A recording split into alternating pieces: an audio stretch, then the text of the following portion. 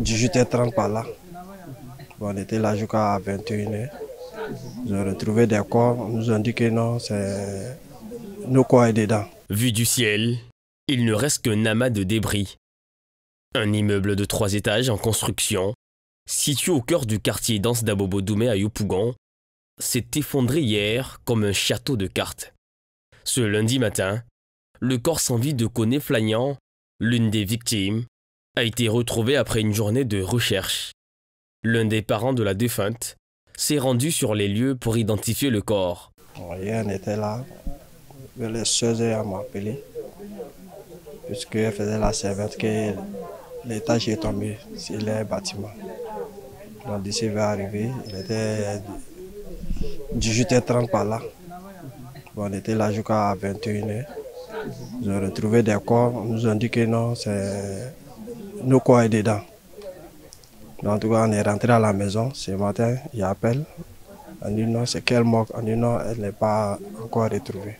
C'est pour cela ici venu matin. Donc Dieu merci, on l'a retrouvée. Donc on prie bon Dieu que ses larmes se reposent en paix. Depuis hier jusqu'à aujourd'hui, les équipes des sapeurs-pompiers militaires sont mobilisées pour rechercher les victimes. Ils ont mis en place d'importants moyens pour tenter de retrouver d'éventuels survivants, comme des véhicules de sauvetage, des équipes spécialisées dans le déblai, ainsi qu'une unité cynophile. Nous notons provisoirement 5 victimes, dont une victime qui a été évacuée par l'une de nos ambulances et 2 victimes découvertes décédées. Et nous sommes à la recherche d'éventuelles victimes, d'autres victimes. Dans la nuit d'hier, par mesure de précaution, les pompiers ont demandé aux personnes touchées par l'effondrement de quitter les lieux.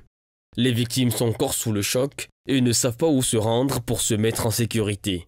Donc toute la nuit, on est resté autour, on ne pouvait pas avoir accès à notre maison. J'étais resté chez les gens toute la journée. Mes enfants ont dormi chez leur tante dans un autre quartier. Je suis allée ailleurs avec mon mari. Donc c'est ce matin-là qu'on est revenu encore sur les lieux. On vient, on dit non qu'ils vont commencer à casser la maison qui reste. Comme l'immeuble qui est derrière, ça doit tomber sur une autre maison des gens. Comme ils ne veulent pas faire tomber sur le bâtiment qui ne les appartient pas. Comme là où nous habitons, c'est la maison du propriétaire. Donc c'est là qu'ils vont mettre l'immeuble qui restait. Les causes de cet effondrement restent encore inconnues à ce jour. La situation est étroitement surveillée et de nouvelles informations sont attendues dans les heures qui suivent.